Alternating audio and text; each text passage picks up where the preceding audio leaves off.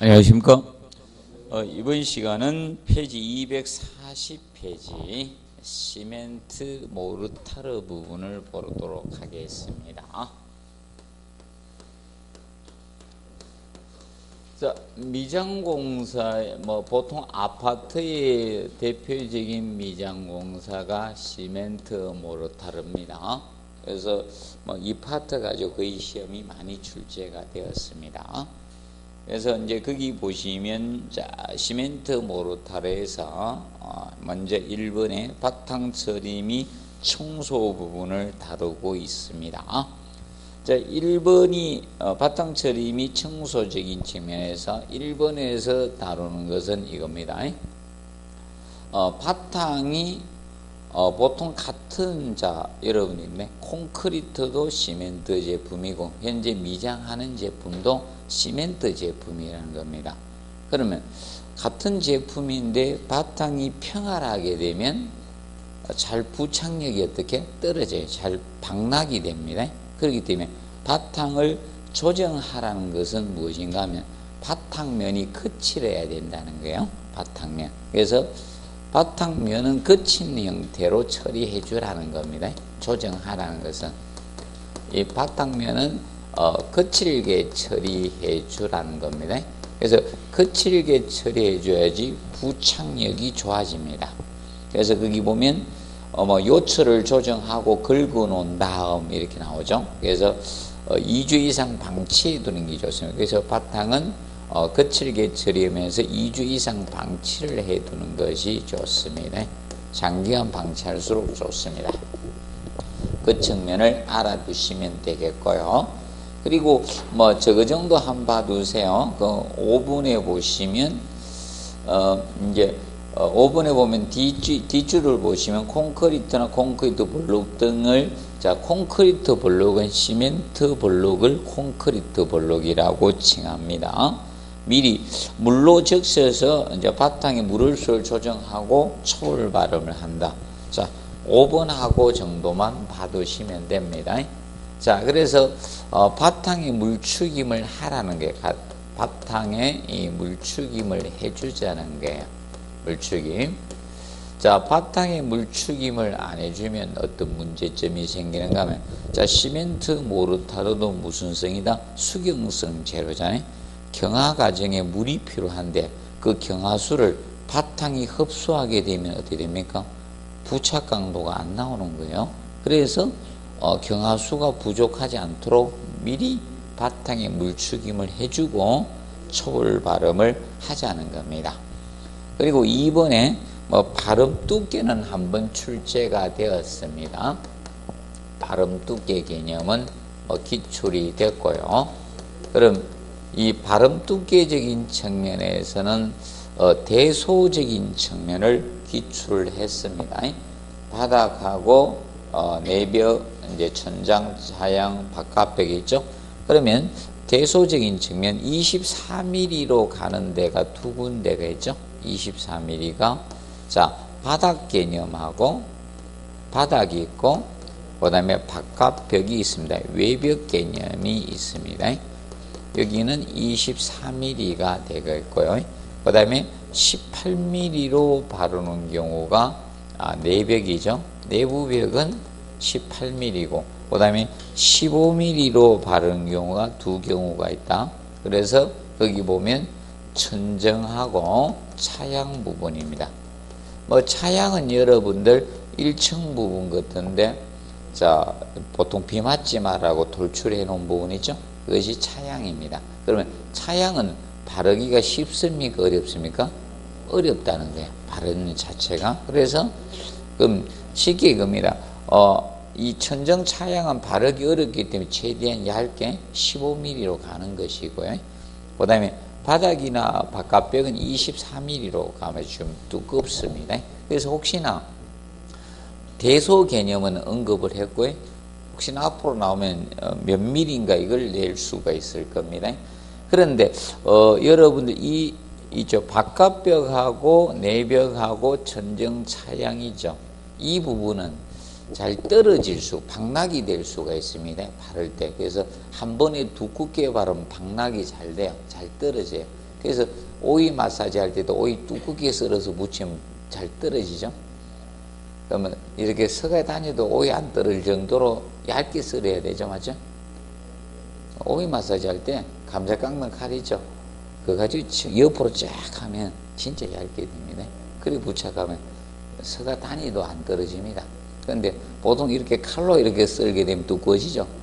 잘 떨어지는 거 동일한 이론입니다. 자, 그래서 이겁니다.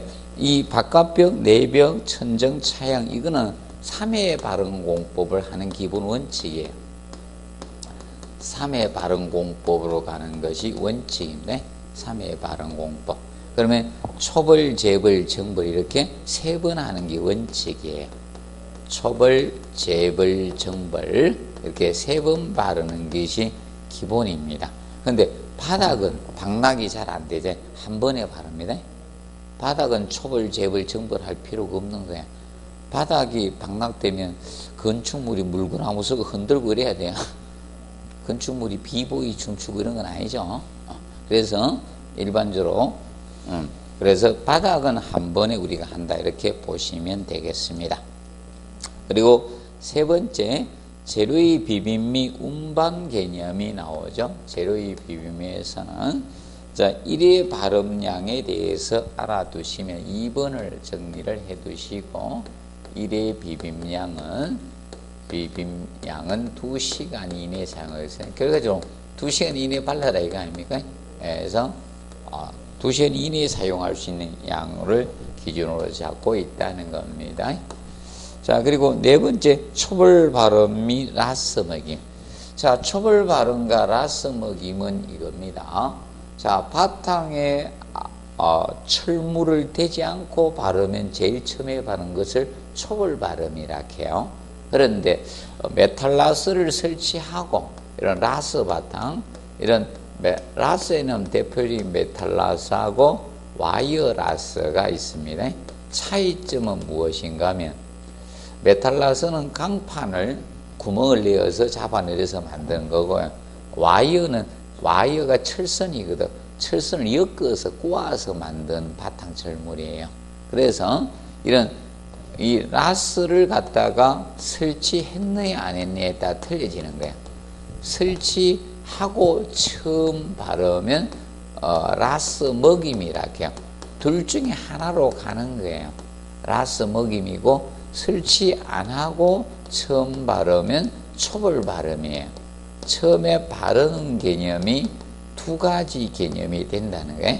두 가지. 하나는 라스 먹임이고 하나는 초벌 발음 이렇게 칭한다는 겁니다. 초벌 발음과 라스 먹임의 개념은 바로 이것이에요. 이 개념이 됩니다. 그런데 거기 보시면 페이지 241페이지 보면 고름질 나오죠. 고름질이라는 것은 이겁니다. 자, 얘를 발랐는데 처음에 발랐는데 발음 두께가 일정하지 않다는 거예요. 공사를 잘하면 고름질은 필요가 없는 거예요. 자, 그런데 초벌 발음을 했는데 이 발음 두께가 이 초벌 발음한 이 두께가 너무 두껍습니다. 너무 두껍거나 심한 요철이 있다는 거예요. 요철이 심하다는 거예요. 요철이 심하다는 겁니다. 심할 때 이때 초벌 발음에 우리가 더 발라주는 거죠. 골라주는 게 고름질 개념이 되는 거예요. 고름질은 바로 초벌 발음을 했을 때 제일 처음 발음을 했을 때 발음이 일정하지 못했을 때 하는 거예요. 그러면 공사를 잘했으면 고름질은 필요가 있어요, 없어요? 없는 거죠. 왜? 고름질을 하게 됩니다. 그런데 이 고름질은 발음 횟수에 포함이 되지 않습니다. 그래서 3회 발음 공법이라는 것은 초벌, 재벌, 정벌 이것을 3회 발음 공법이라고 하고 고름질은 발음 횟수에 포함을 시키지 않습니다. 그러면 고름질을 하고 나서 어떻게 하는가 하면 2주 이상 방치를 합니다. 2주 이상 방치를 해요. 이때 보양을 안 해주는 거예요. 그냥 내비둡니다. 그래서 그대로 그냥 노출시켜 놓는 겁니다. 아무 뭐 보양 같은 걸 전혀 안 하고 2주 이상 방치를 합니다. 그 방치를 하게 되면 뭐가 발생한다? 균열이나 이런 틈새 이런 게 생기죠. 흠이 발생이 됩니다. 흠이 발생이 되는데 이것을 갖다가 메워주는 작업을 하게 되는 게 일부러 균열을 유도시키는 거예요. 그냥 방치해서 균열을 유도시켜서 그 균열의 틈이 뻑 갈라진 부분을 메워주는 것을 덧먹임이라고 칭합니다. 덧먹임. 그래서 덧먹임을 우리가 하게 됩니다. 덧먹임을 해요. 그러면 덧먹임 하고 나서 이제 재벌 발음을 두 번째 발음은 재벌 발음을 들어가는 거예요. 그래서 재벌 발음 들어가고요. 그럼 이제 이 재벌 발음을 하고 나서 동일하게 2주 이상 방치, 요걸 그대로 하는 겁니다. 2주 이상 방치를 합니다. 일부러 유도를 시키는 거예요.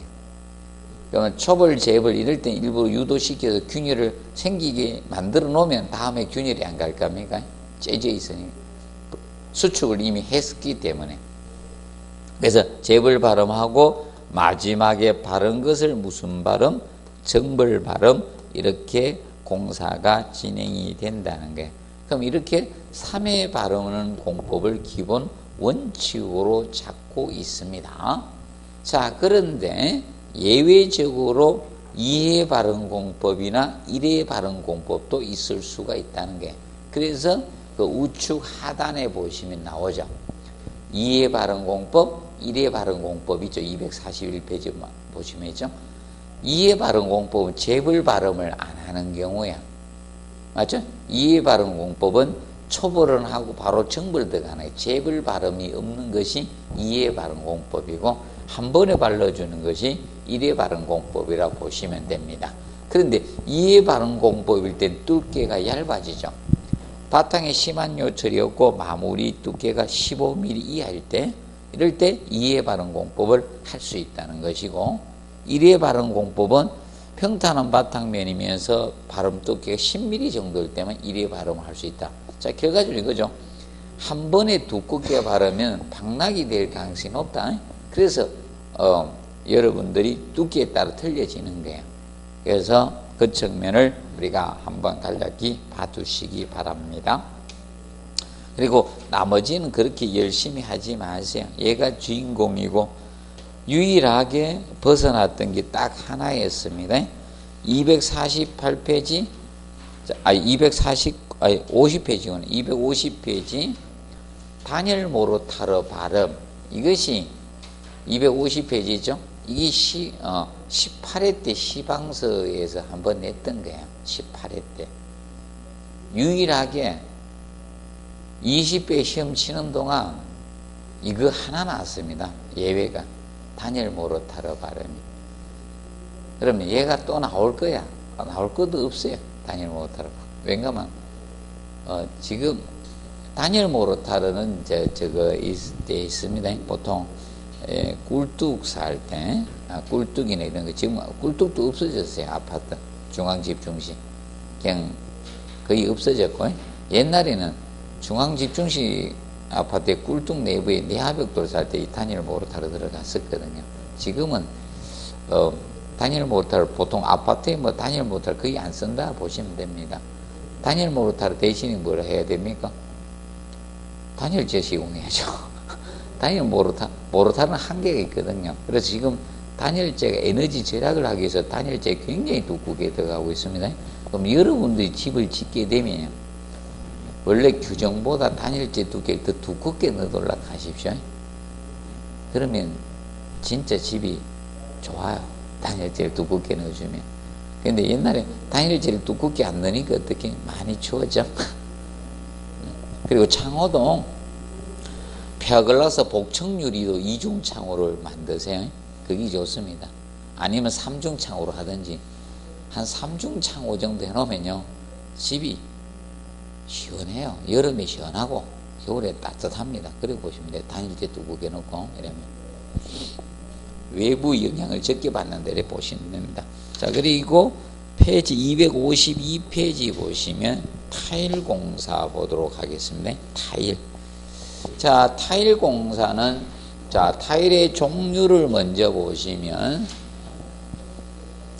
타일의 종류를 보시면, 먼저, 거기 토기, 도기, 석기, 자기가 있는데, 실제 토기는 타일로는 거의 잘 안 만들어집니다.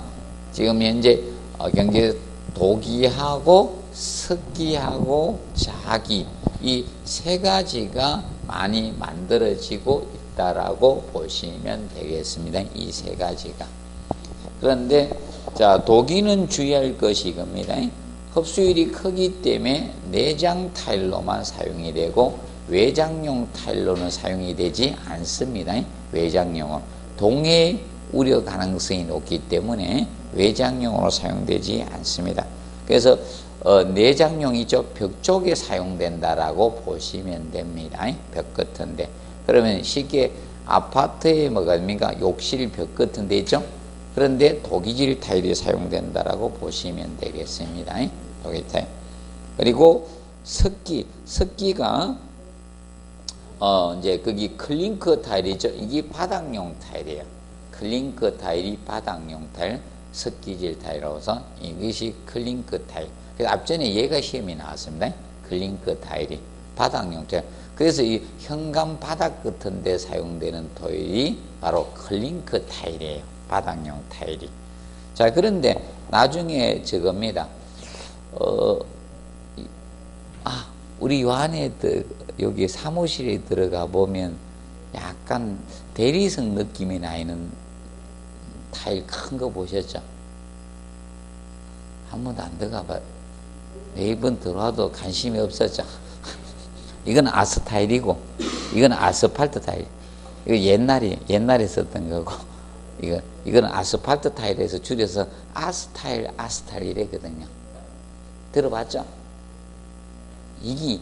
이거는 80년대 유행했던 게, 80년대. 잘하면 90년도 초까지. 그래서 이 건물의 내력은 그때 지어진 건물이다, 이래 보시면 돼요. 이 맞을걸요? 여기 그때 건축됐죠, 90년도.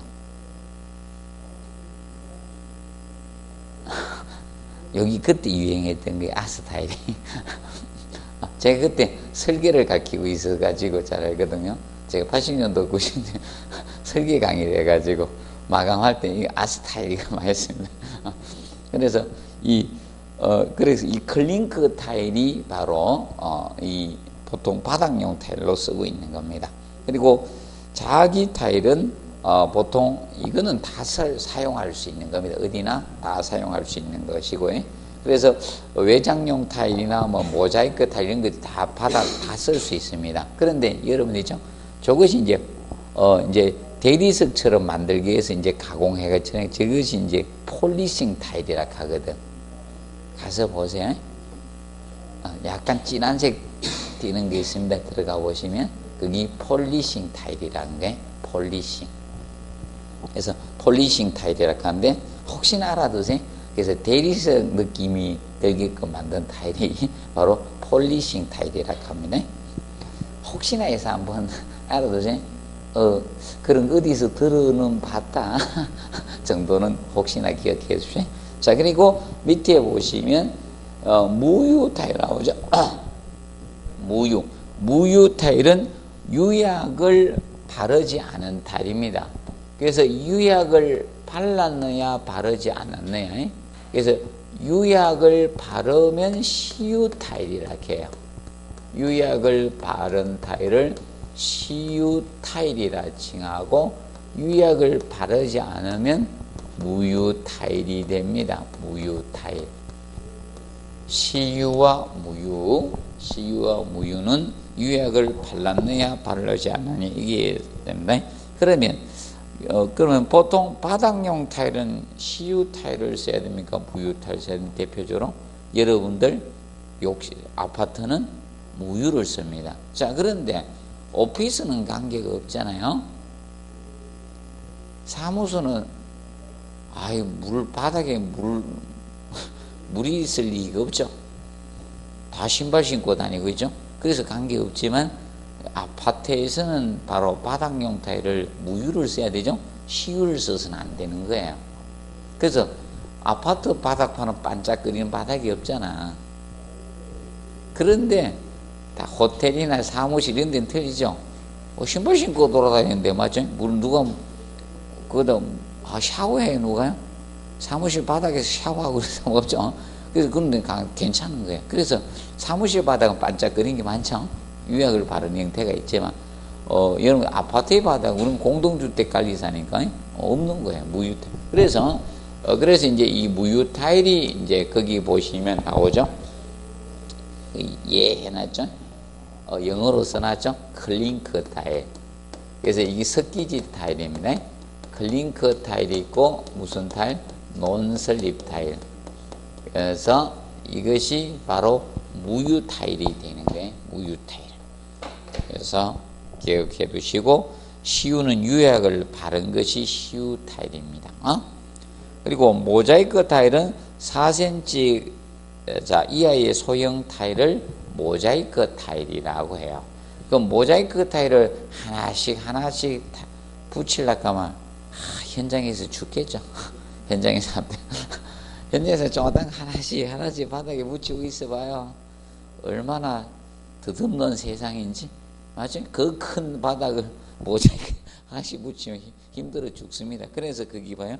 3cm 각의 하트론지란 종이에다 딱 부착해 판때기를 이렇게 하나씩 부착해. 그래서 나중에 모자이크 타일 붙이기가 판형 붙이기예요.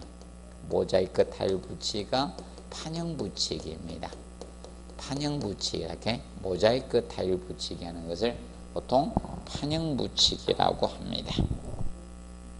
자, 기억하시고요. 그리고 타일의 용도는 외부 벽용이 있고 내부 벽용이 있고 내부 바닥용 또 외부 바닥용도 있을 수 있겠죠. 자, 그런데 타일의 용도는 외울 필요는 없고 이것만 명심하시면 돼요. 자, 외벽용은 비가 내리거나 눈이 내리고 빗물이 흘러내릴 수 있죠. 그렇기 때문에 겨울에 눈이 녹아서 흘러내린 그것 때문에 스며들어가면 겨울에 동해를 입을 수 있죠. 그러면 내동해성이 강한 타일을 써줘야 될 거 아닙니까? 맞죠? 그 개념만 기억하시고. 그래서 여러분들이 꼭 3번은 안 하셔도 되는데 밑에 그 참고 내용은 꼭 하셔야 돼. 참고는 꼭 하십시오. 얘는 앞으로 나와야 됩니다. 그래서 그냥 참고라고 해놨지만 중요합니다. 대충 하라고 다른 사람들이 보기에는 대충 하라고 참고를 해놨고 이건 중요한 겁니다. 그래서 외장용 타일은 자기 석기질로 하고 내동해성이 우수한 것을 써야 됩니다. 그러면 도기질은 사용해서는 된다? 안 된다는 거예요. 도기질은. 그리고 2번 내장용 타일은 독이 석기 자기질로 할 수 있는데 한랭지 및 이에 준한 장소에 노출된 부위는 자기 석기를 써라. 결과적으로 이거죠. 내벽 타일도 추운 데는요 무엇이다? 독이질 쓰지 말아야 돼. 예를 들어서 여기가 어딘가 하면 저기 여러분들 용어로 뒷배란다. 여러분들 용어로 뒷배란다. 맞죠? 발코니 맞죠? 뒷발코니는 춥잖아요. 맞죠? 그런 데는 우리가 사용하지 말아야 이거예요. 그 다음에 3번 바닥용 타일은 유약을 바르지 않고 재질은 자기 석기로 써라. 그래서 독이질 된다 안 된다? 안 된다는 게 독이질은. 독이질은 흡수율이 크기 때문에 독이질은 사용하지 말라는 겁니다. 그러니까 모자이크 타일이나 장애자용 타일은 자기질만 써라. 자, 얘는 섞기도 안 된다는 게 왜 그런가 하면 우리가 타일은 독이 있고 석기질이 있고 자기질이 있거든요. 그러면 밑으로 올수록 사실 좋은 제품이에요. 밑으로 올수록 열을 가해서 굽는 온도, 소송 온도가 높아요. 소송 온도가 높으면서 흡수율은 적어요. 흡수율은 적고, 자, 품질이 좋은 거라 보시면 돼요. 품질이 좋다라고 보시면 돼요. 강도도 크고요. 그래서 밑으로 올수록 좋은 제품이에요. 쉽게 이야기하면. 자기로서. 그래서 여러분들도 이거죠. 누가 품질이 우수해야 되는가 하면 자기가 우수해야 돼. 누굴 자기라 해요? 여성분들은 자기 범위가 굉장히 넓어져요. 다 친하면 다 자기 돼, 나중에. 맞아?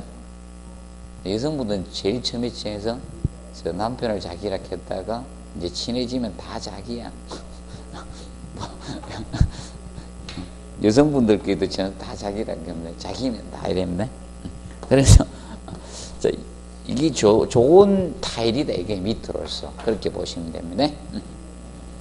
이거 가시고 그 다음에 그래서 이제 그거죠. 모자이크 타일은 작잖아요. 그러면 쉽게 깨지기 쉽죠. 이게 제일 강한 거 쓰라 이겁니다. 그리고 장애제형 타일은 휠체어나 뭐 이런 게 다닐 수 있죠.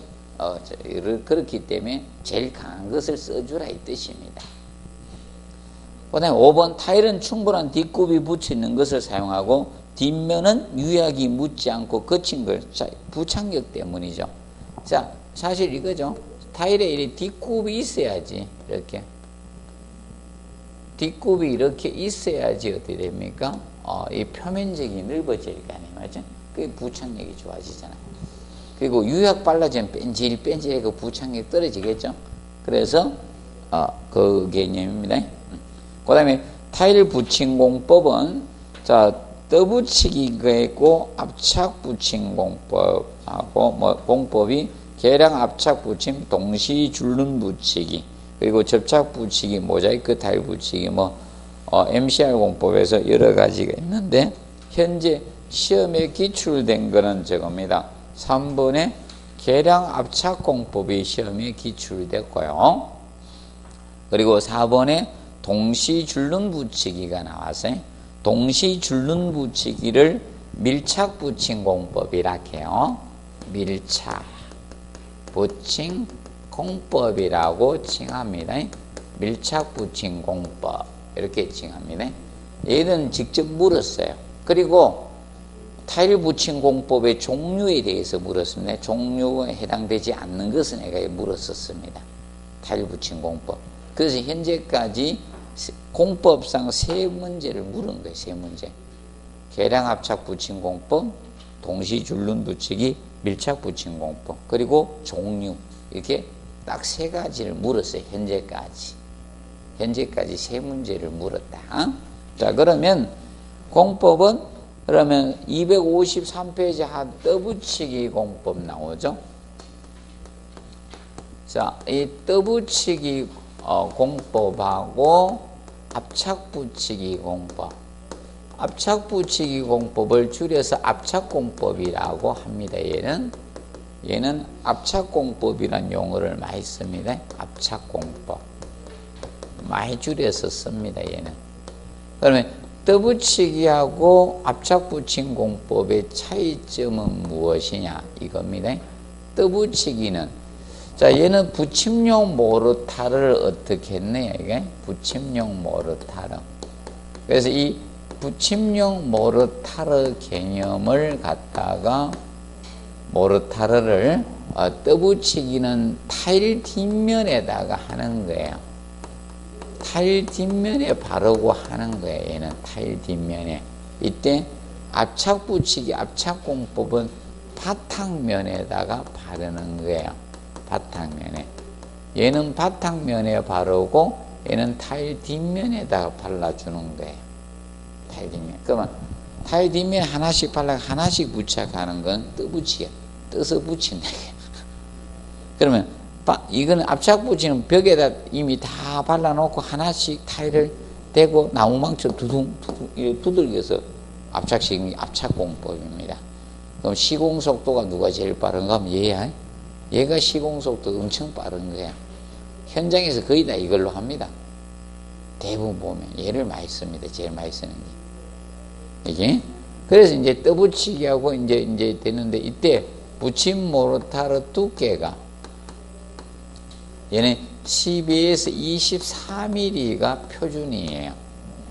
그런데 압착 붙이기는 붙임 모르타르 두께가 5에서 큰 타일로만 치게 3에서 5짜리도 있는데 작은 타일은 5에서 7mm. 최근에 보통 타일은 큰 타일로 가는 추세거든. 대형 타일. 그래서 5에서 7mm입니다. 이렇게 부착하는 것이 차이점이다. 이렇게 보시면 됩니다. 그러면 넘겨보시면 254페이지 계량 압착공법 있죠. 이 계량 압착공법은 어떻게 붙이는 게 계량 압착공법인가 하면 얘는 바탕면에만 했잖아요. 바탕면. 그러면 계량 압착공법은 압착하고 거의 유사한데 계량 압착공법은 자 이겁니다. 바탕면하고 타일 뒷면에 둘 다 바르는 거예요. 붙임용 모터는 바탕면에도 바르고 타일 뒷면에도 다 바르는 거예요. 타일 뒷면에도 다 바르는 거예요. 붙임용 모르타를 양쪽에 다 바르는 거예요. 이거 차이인 거예요. 그러면 압착하고 계량 압착의 차이점은 이겁니다. 그러면 계량 압착이 좋은 점은 이게 좋아지겠죠. 부착력만 좋아지는 거야. 양쪽에 다 바르니까. 그런데 문제가 이거죠. 그런데 시공 속도는 빠를까요? 느릴까요? 느려요. 그 비용은 많이 들어갈 수밖에 없죠. 그러면 한국 사람들 좋아할 거다, 나빠할 거다? 나빠요. 그럼 우리나라는 자동으로 어떻게 되는가 하면 타일 붙임 공법을 어떻게 하라고 규정이 없죠. 그냥 타일 공사만 딱 해놔서 무조건 얘로 가는 거예요. 압착 공법으로. 속도 빠른 걸로 하겠죠.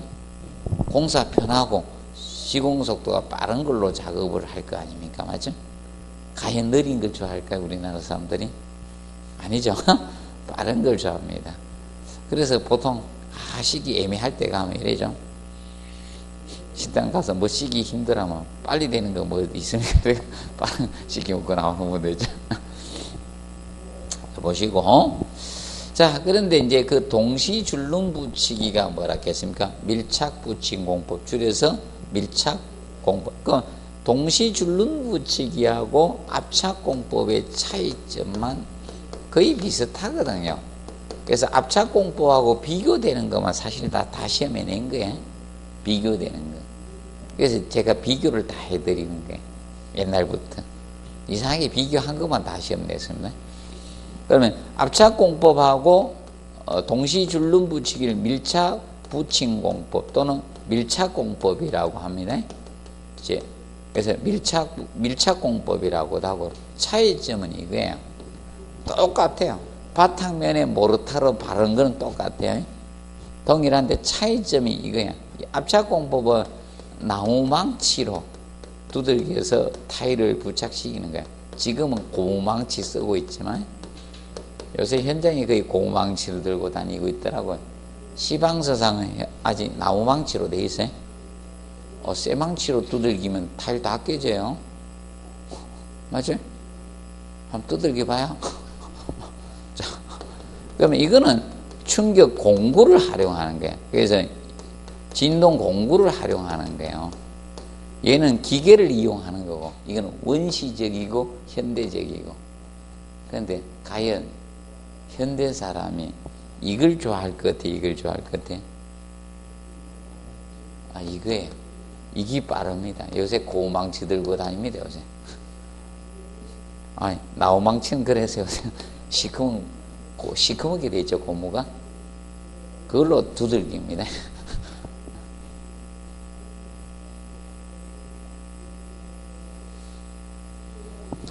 차이점은 이것밖에 없어요. 이렇게 기억하시면 되겠습니다. 자, 그리고 혹시나 해서 페이지 접착 붙이기 나오죠. 5번의 접착 붙이기는 내장 공사에 한해서 적용합니다. 내장 공사. 페이지 254페이지 보면 접착 붙이기 나오죠. 5번에 접착 붙이기. 그러면 지금 1번에서 4번까지는 다 모르타르로 부착을 했는데 접착 붙이기 얘는 뭐다? 뭘로 하고 있다? 얘는 접착제로 붙이는 거야. 6.11 접착제로. 그래서 얘는 붙임용 모르타르로 부착하는 게 아닙니다. 그렇다 보니까 외장용으로 사용을 못 한다는 거예요. 그래서 무슨 용으로 적용하라? 내장 공사. 외장 공사는 못 쓴다는 거예요. 그럼 만약에 접착제에 부착해놨다 접착력 떨어지게 타일 떨어지면 어떡하라고? 맞죠? 지나가다 누구 맞으면 어떡하라고요? 특히 이게 고층 건물에서 떨어지면 굉장히 위험하죠? 중력 가속도 때문에. 그래서 애들이 아파트에서 그 실험한다고 뭐 던졌다가 밑에 사람 죽는 경우 생기죠? 그거 굉장히 위험하거든. 쉽게 이겁니다. 물풍선 있죠? 물풍선 던져 밑에서 맞으면 치명상 입죠? 차가 박살납니다. 63빌딩에서 물풍선 하나 떨어졌다 밑에 맞으면 차 지나가 맞으면 아작납니다. 중력 가속도 때문에. 그래서 이 굉장히 위험한 겁니다. 타일은. 그래서 타일은 접착 붙이기는 외장용 사용을 금하고 있는 겁니다. 그리고 니은 체크하신데 붙임 바탕면에 여름은 일주 이상, 기타 계절 2주 이상 뭐다? 건조 체크, 건조시켜야 돼요. 자, 접착제로 부착할 때 바탕에 습기가 있으면 타일이 어떻게? 떨어집니다. 당락이 되는 거죠. 타일의 탈락 원인이 되기 때문에 우리가 건조를 시켜 주셔야 됩니다. 그럼 뭐하고 조금 주의하는가 하면 저거하고 좀 255페이지 하단에 보십시오. 2번에 바탕 모르타를 바른 후 타일을 붙일 때 여름철은 거기 3, 4일 이상이고 봄, 가을은 뭐다? 일주 이상 기간을 두어야 한다라고만 나오고 있죠. 255페이지 제일 하단 2번. 자, 여기는 건조란 말이 안 나오잖아요. 맞죠? 건조가 아니고 3, 4일 이상이나 일주 이상 두라는 것이고. 맞죠? 근데 조금 전에 접착 붙이기에서는 니은의 바탕에 보시면 건조를 시켜야 된다고 나오죠. 맞죠? 건조. 왜 그런가 하면 자축은 지금 접착 붙이는 접착제로 부착한 거고 나머지는 모르타르로 부착하잖아요. 그럼 모르타르는 바탕이 건조하면 모르타르가 수경성 재료라 했죠. 그렇기 때문에 물이 부족하면 안 되거든요. 그래서 이거는 건조란 말이 안 들어간 거예요. 그래서 요거는 수분 상태에서 해야 되기 때문에 적정 시간 정도만 있다가 부착하라는 거예요. 그 2번은. 그거하고 절대 헷갈리면 안 됩니다. 그래서 잠깐 넘겨보겠습니다. 256페이지 보면 3번을 보면 이해가 될 겁니다. 여름에 외장 타일을 붙일 경우는 하루 전에 바탕에 물을 충분히 적셔준다라고 나오고 있죠. 바탕이 건조하면 문제가 되잖아요. 특히 외장 타일이면서 여름이잖아요. 그러면 태양열을 받기 때문에 바탕이 건조가 잘 되겠죠. 그러면 물이 부족할 수 있다는 거다. 만약에 바탕이 건조 상태에서 타일을 부착하면 모르타르의 경화수가 부족할 수 있기 때문에 미리 물축임을 해주라는 거, 그 조건만. 맞죠? 그래서 그거하고 혼돈하지 않도록 좀 해줘요. 그거는 그 시험이 나왔어요. 이미 3번은. 3번은 냈고, 기출 써놓으세요. 기출된 놈은 지문의 될 가능성이 높지, 다시 답이 될 가능성은 좀 떨어진다는 거예요. 그걸 제가 지금 미리 알려드리는 거예요. 여기 교수들은 다르긴 해야 돼. 성격이. 무슨 말이야, 있어요? 교수들은 자기 고유 성향이 있어. 남의 걸 잘 안 따라해. 남 거 따라하는 사람들은 교수들이 아니야, 거의. 자기 학문이 없는 거야, 자기 고유에. 그래서 원래 교수들은 그래요. 출제할 수 있는 사람들은. 어디 그 뺏기내는 사람들은 교수가 아니에요. 내가 보니까. 자기 고유 성향이 딱딱 가지고 있어요. 남이 침해 못하는 거. 자, 보시고. 그리고 이제 공법 중에 255페이지 7번 정도 혹시나 알아두세요. MCR 공법. MCR 공법은 거푸집에 전용 시트를 붙이고 하는 거예요. 미리 안에다가 미리 타일을 미리 부착하겠다는 거거든요. 그래서 이걸 7번은 타일선 부착 공법이라고 보면 돼. 타일선 부착 공법.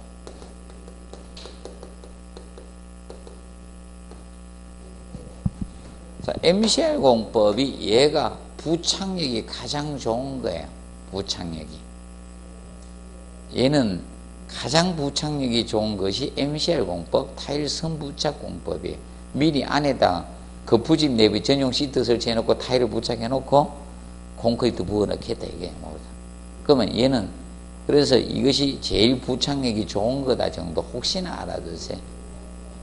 혹시나 다음 중 타일의 방락이죠. 타일의 탈락이 가장 잘 안 되는 공법 하면다 MCR 공법. 요걸로 안 쓸 거예요. 요걸로 쓰면 다 알 것 같아서 영어로 MCR 이렇게 쓸 수도 있어요. 혹시나 봐두시고. 그 다음에 거기 보시면 255페이지 자, 그 박스 나오죠. 공법의 타일 크기 발음 두께 해가지고 나오는데 외장과 내장이 공법의 차이가 있죠. 자, 그런데 외장하고 내장에 동일하게 가는 공법이 있을 거예요. 동일하게 가는 공법이 자, 떠붙이기 공법하고 있죠. 그 체크하지? 떠붙이기하고 판형 붙이기. 모자이크 타일 붙이기가 판형 붙이기라 했겠죠. 여기 공통이에요. 외장과 내장에 다 사용할 수 있는 공법이 두 가지가 있다는 거예요. 맞죠? 공통 공법이 두 개. 그런데 압착 붙이기나 계량 압착 붙이기나 밀착 붙인 공, 동시 줄눈 붙이기 있죠. 압착과 연계되는 것들 맞죠? 얘들은 전부 다 어디입니까? 외장에만 쓰는 거예요. 외장. 맞죠? 압착 붙이기나. 그런데 내장 공법은 보시면 내장에 생긴 낱장 붙이기하고 뭐가 있다? 접착제 붙이기 있죠. 두 가지가 내장 공사에만 쓰는 거예요. 현재까지는 아직은 안 들어갔어요. 다음 중 외장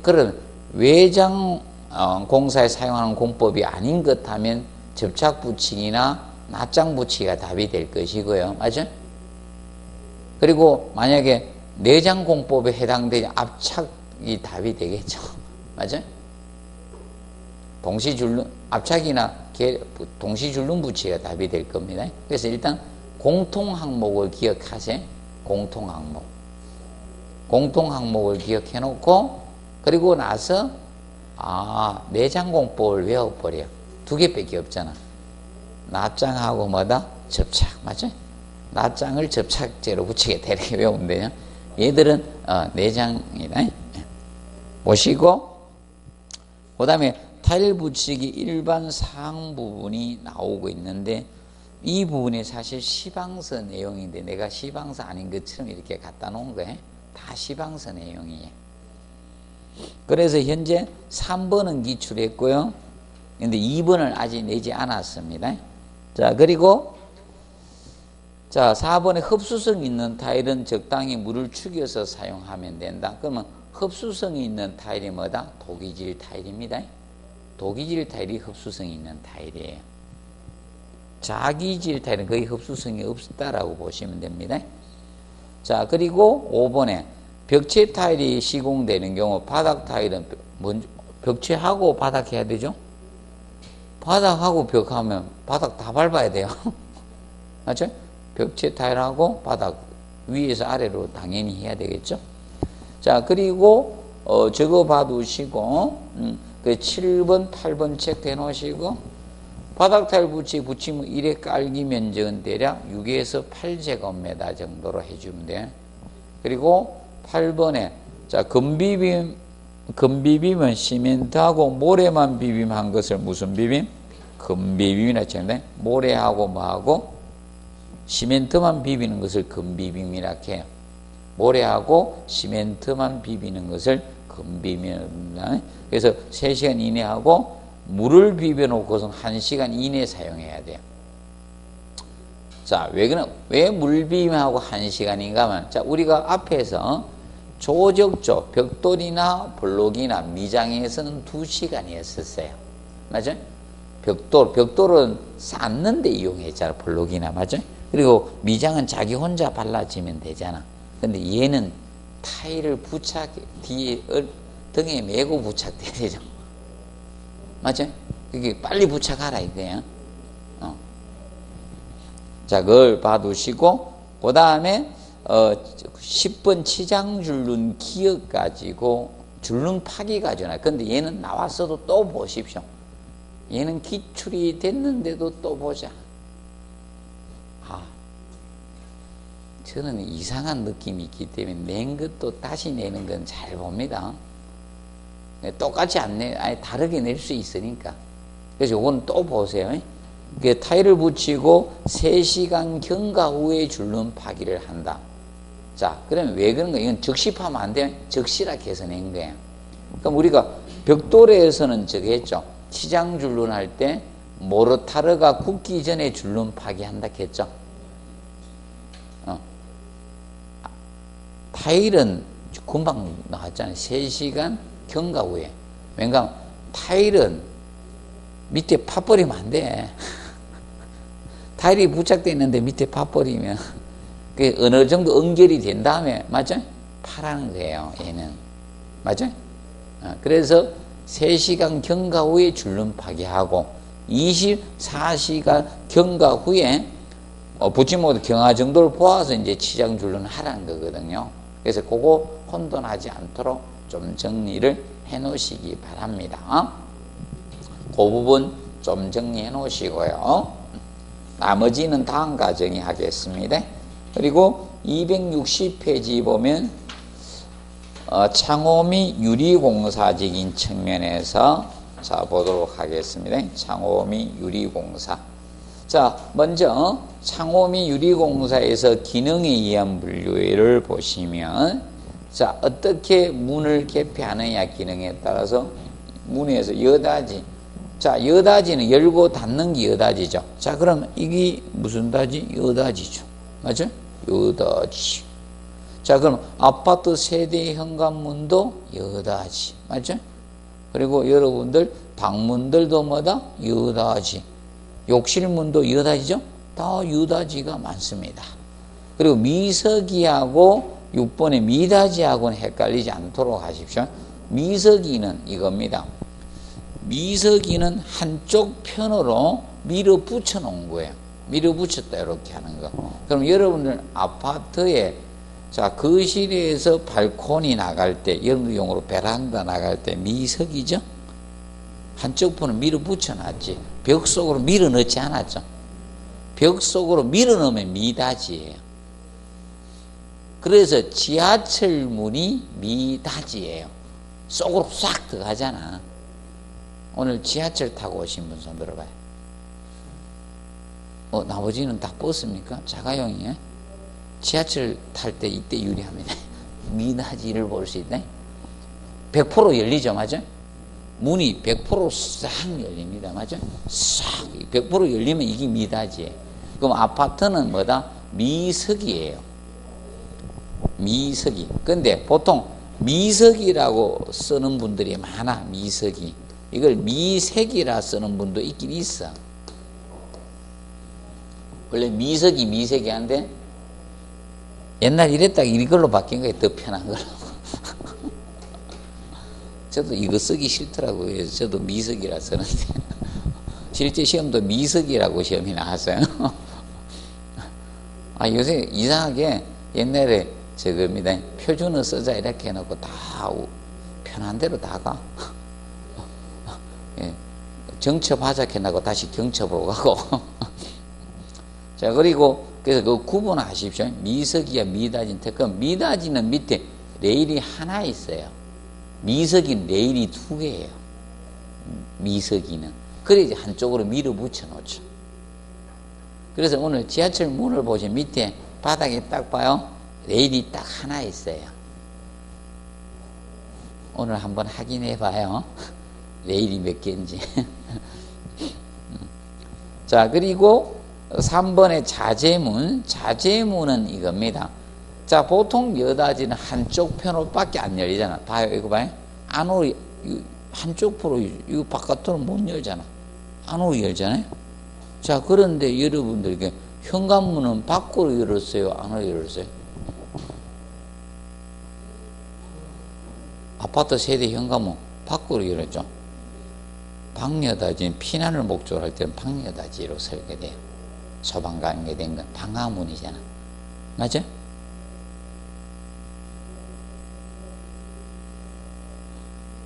방화문이잖아요. 맞죠? 방화문 원래 밖으로 열어야 돼. 이건 잘못 달린 거예요. 방화문 어디로? 바깥쪽으로 열려야 됩니다. 방여다지. 설계한 사람이 이상하게 설계한 거예요. 방여다지 저게 개념 없는 사람이 설계한 거예요. 방여다지는 바깥쪽으로 열려야 됩니다. 방화문은 기본이 원래. 그러니까 화재가 나면 여기서 화재가 나면 저 철물이 보이면 철물이 녹아 떨어지면 안 돼. 화재에 의해서. 그러니까 문이 넘어간다는 거예요. 그래서 여러분들 아파트 세대 현관문을 보시면 철물이 바깥쪽에 있죠. 관심이 잘 없어가지고 전부터 관심을 가지셔야 돼. 소장님 말랑 관심을 가져야죠. 그래서 보통 그래서 이제 안여다지는 어느 때 안여다지로 설계된 이때 안여다지로 설계됩니다. 프라이버시 독립성 목적으로 할 때 프라이버시. 그래서 내 사생활 보호를 하기 위해서는 안여다지로 설계돼요.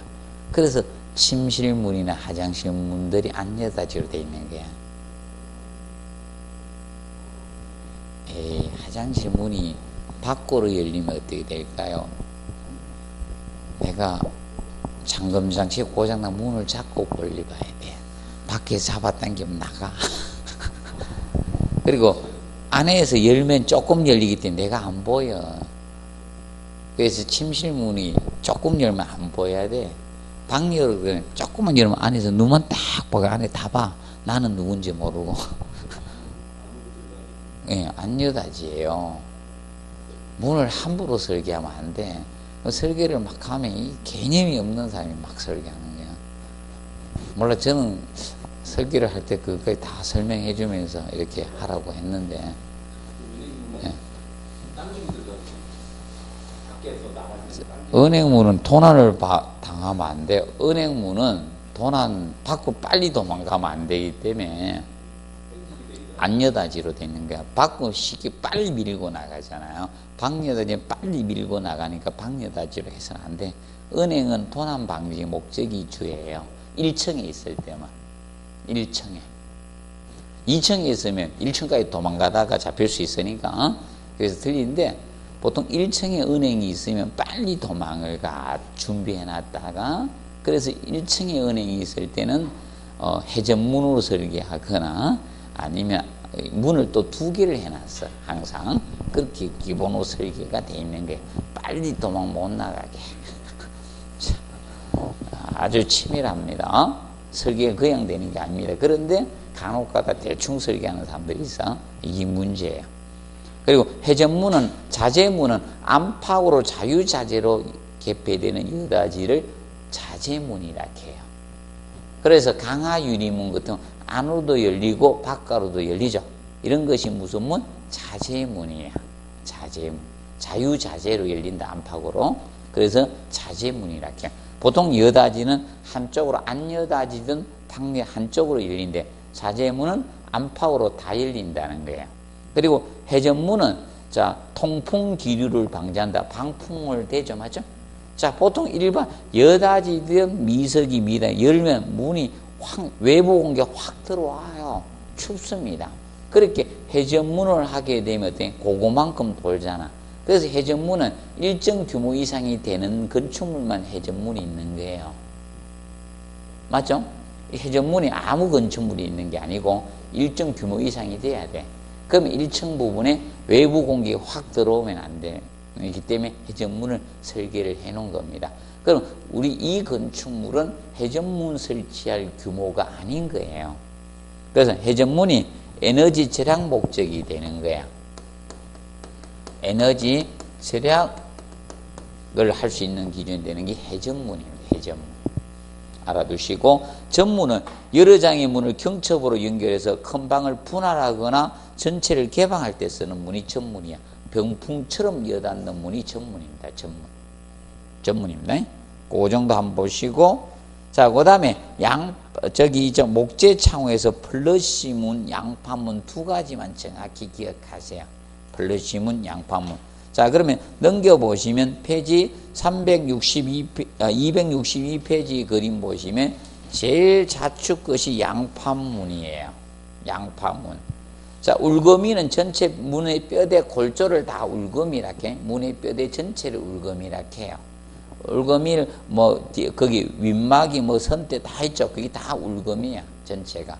대놓고 중간에다 양판, 넓은 판을 끼워 넣은 거예요, 양판. 양판이란 것은 넓은 판이다 이거예요. 그래서 거기 나무 무늬길 이렇게 그려놓은 거 있죠. 그게 양판을 끼워 넣었다는 거예요, 넓은 판. 그럼 여기다 유리 넣으면 유리문 되는 거예요. 양판문은 양판, 넓은 판을 끼워 넣은 게 울거미를 짜놓고 거다가 그럼 유리 끼워 넣으면 유리문, 양판 넣으면 양판문이 되는 거예요. 근데 제일 우측에 봅니다. 플러시문. 플러시문은 합판을 부착해 놓은 거예요. 울거미를 짜놓고 중간 살대 대놓고 합판을 교착한 문이 제일 우측이 플러시문입니다. 그러면 평평하게 보입니다. 목재문이. 그것이 무엇이다? 플러시문. 자, 그래서 원위치 하세요. 페이지 260페이지 보시면 울거미를 짜고 중간살을 30cm 되어서 양면에 합판을 교착한 것이 이것이 뭐다? 플러시문이에요. 그래서 이 플러시문이 디틀링과 같은 변형이 가장 적은 문이 플러시문입니다. 그래서 이거 그러면 아파트의 침실문들이 둘 중에 하나예요. 플러시문 아니면 양판문으로 설계가 되는 거예요. 둘 중에 하나입니다. 그럼 아파트가 고급 아파트면 양판문으로 갈 것이고 웬만한 플러시문이다 이렇게 보시면 돼요. 자, 그리고 단독주택 지었을 때 단독주택이 약간 원목 형태가 나오면요 양판문이라 보시면 돼요. 원목 스타일 그렇게 보시면 그 두 가지 문만 정확히 이해해 두세요. 그리고 263페이지 자, 그 부재의 명칭 개념에서 있죠. 그 마중대하고 여밈대 있죠. 이게 시험에 앞전에 언급이 되었어요. 안 있으면 또 강의할 건데 이 시험 지문에 나왔어요. 마중대하고 여밈대가. 그래서 이제 265페이지 풍소라는 있죠. 얘가 방풍을 목조로 되어주는 것이 자, 위에 그림 보면 이렇게 목재로 되는 거예요. 문풍지 역할을 페이지 265페이지 상단에 보면 있죠. 풍소란 나옵니다. 그 문풍지 역할을 한 게 풍소란입니다. 근데 얘가 아직 시험 지문이 전혀 안 나왔어요. 그 문풍지 역할을 하는 데는 목재예요, 목재.